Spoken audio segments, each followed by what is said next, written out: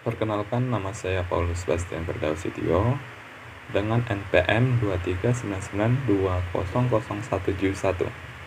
Saya akan mempresentasikan analisis sentimen penggunaan Twitter di Indonesia terhadap ChatGPT menggunakan algoritma C4.5 dan naive Bayes. Latar belakang, perkembangan teknologi di era sekarang terpaut pesat. Banyak beberapa raksasa teknologi mengembangkan kecerdasan buatan yang bertujuan untuk mempermudah pekerjaan manusia. Salah satunya adalah ChatGPT. Laporan bertujuan untuk menganalisis pola penggunaan Twitter di Indonesia terhadap ChatGPT menggunakan algoritma C4.5 dan naive Bayes. Masalah bagaimana cara mengumpulkan data tweet yang relevan untuk analisis sentimen penggunaan Twitter di Indonesia terhadap ChatGPT. Yang kedua, bagaimana perbandingan performa antara algoritma C4.5 dan naive Bayes dalam mengklarifikasikan sentimen tweet pengguna Twitter di Indonesia terhadap ChatGPT. Baik, presentasi ini dengan tujuan penelitian ini bertujuan untuk mengisi kesenjangan tersebut dan memberikan pemahaman yang lebih dalam mengenai sentimen penggunaan Twitter di Indonesia terhadap ChatGPT. Bahasan utama, algoritma C4.5 dan naive Bayes. Algoritma C4 adalah algoritma klarifikasi yang digunakan untuk membuat model prediksi berdasarkan data yang telah dikategorikan. C4.5 menggunakan teknik pembelajaran decision tree untuk membangun model klarifikasi dan membuat decision tree dengan menemukan atribut yang paling informatif untuk memisahkan data ke dalam kelas-kelas yang berbeda. Baik, yang kedua itu adalah naive Bayes. Naive Bayes adalah algoritma klarifikasi berdasarkan teorema Bayes dengan asumsi independensi antara prediktor.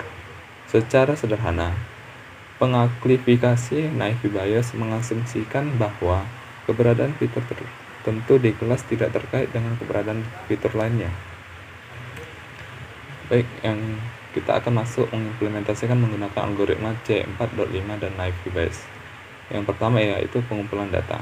Menggunakan teknik crawling atau pengumpulan data, mengindeks opini atau komentar penggunaan Twitter setelah koneksi terbangun antara rapid miner dengan Twitter, lalu opini ini diindeks dengan output file CSV. Yang kedua itu data cleaning. Atribut dataset dinormalisasikan dengan menghilangkan RT, @ dan URL, menghasilkan data 745 tweets.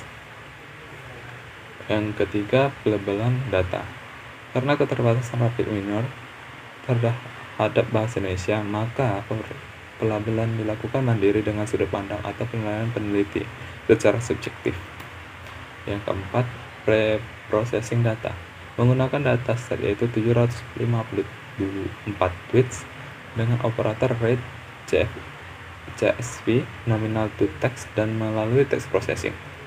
Menggunakan beberapa tahapan proses dengan teknik TF-IDF atau Turn Frequency Inverse Document Frequency. Metode algoritma perhitungan bobot setiap kata umum yang digunakan antara berikut: tokenize, yang kedua transform case, yang ketiga filter swap words, yang keempat filter tokens atau be like, yang kelima word close. Baik, setelah semua langkah-langkah untuk mengimplementasikan algoritma tersebut, kita mendapatkan kesimpulan yaitu hasil analisis sentimen telah ditampilkan dalam pengujian di mana didapat hasil dari pemodelan analisis decision tree sebanyak 754 tweets yang diolah sama dengan 43 negatif, 711 positif. Bobot kata yang tidak terdeteksi atau di urutan pertama ada 31 kata ChatGPT, di urutan kedua yakni 17 dan seterusnya. Selanjutnya hasil dari pemodelan analisis naive Bayes sebanyak 754 tweets yang diolah sama dengan 346 negatif, 318 positif. Kesimpulan dari hasil tersebut adalah positif. Artinya respon atau sentimen yang diambil dari sosial media Twitter khususnya di Indonesia menunjukkan feedback baik terhadap ChatGPT. Baik, sekian dari presentasi saya tentang mengimplementasikan algoritma C4.5 dan Navi Bayes. Mohon maaf atas kesalahan, ada beberapa kata dari saya. Saya tutup, terima kasih.